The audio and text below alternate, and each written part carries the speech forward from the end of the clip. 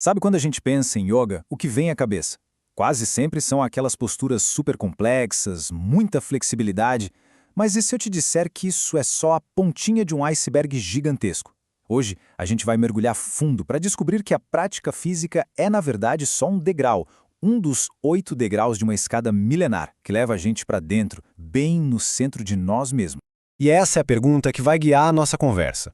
O que é que existe além do tapetinho de yoga? A gente vai desvendar uma filosofia de vida completíssima que promete não só um corpo mais saudável, mas, principalmente, uma mente mais serena e uma conexão interior muito, muito profunda.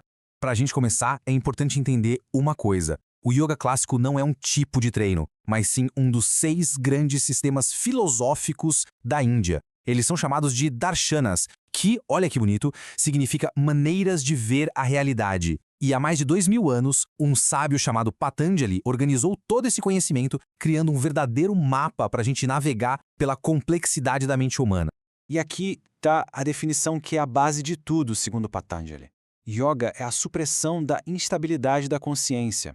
O que isso quer dizer? Que o objetivo final não é encostar a mão no pé, mas sim acalmar as flutuações da nossa mente. Sabe, aquela conversa interna, aquele turbilhão de pensamentos que parece que nunca para.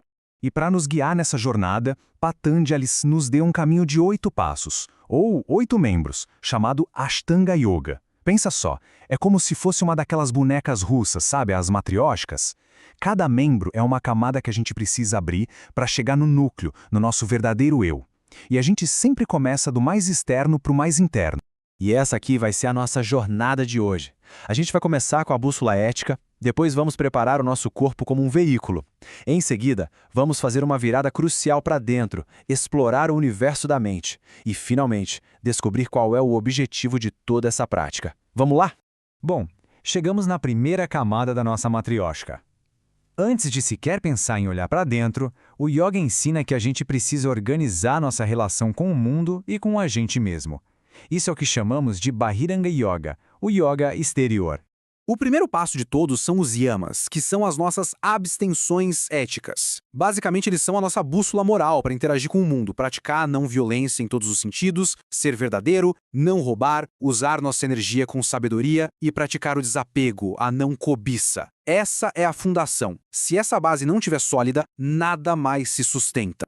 E de mãos dadas com os yamas, vem os niyamas, que são as disciplinas pessoais. Se os yamas olham para fora, os niyamas olham para dentro, cultivando a nossa força interior. Eles incluem a pureza do corpo e da mente, o contentamento com o que a gente tem, a disciplina para superar limites, o estudo de si mesmo e a entrega a algo maior. Juntos, esses dois formam o alicerce ético da prática.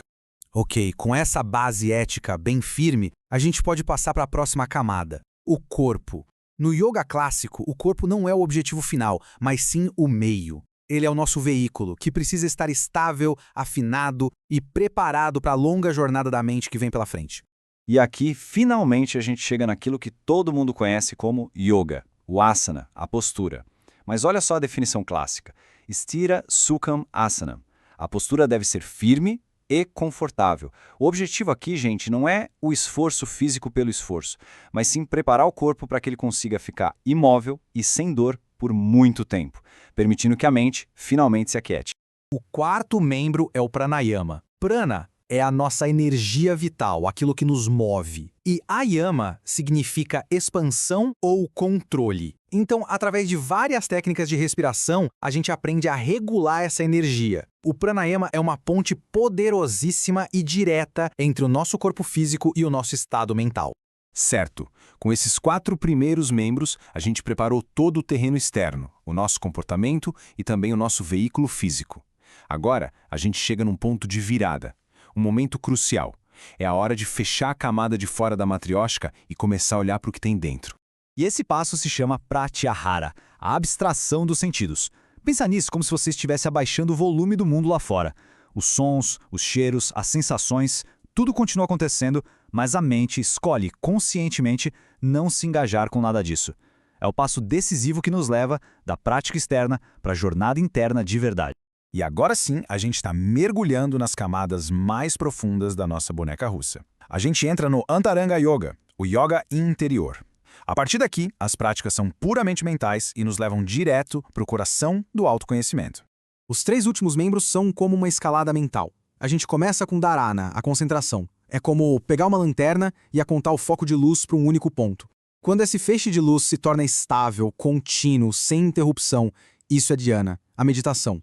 E, finalmente, quando você se torna a própria luz, sem nenhuma distinção entre quem observa e o que é observado, aí a gente alcança o samadhi, um estado de absorção total, de hiperconsciência. Percebe que, a partir desse ponto, as ferramentas mudam completamente? A gente não usa mais o corpo nem a respiração. A ferramenta é a própria consciência. Toda aquela preparação externa, todo aquele trabalho, nos trouxe exatamente até aqui. O trabalho agora é totalmente interno, silencioso, sabe, profundo. E assim, a gente chega no ápice do caminho. O que será que acontece quando esses 3 estágios mentais que a gente acabou de ver se fundem e se tornam uma única e poderosa ferramenta?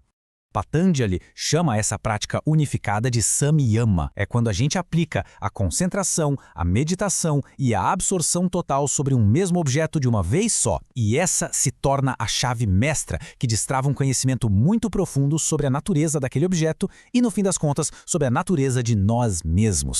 E lá, no centro da última e menor bonequinha da nossa matrioshka, a gente encontra o tesouro final, moksha, libertação. Não é só ter uma mente calma ou um corpo flexível, é a libertação completa do ciclo de sofrimento e a realização da nossa verdadeira essência, do nosso verdadeiro eu.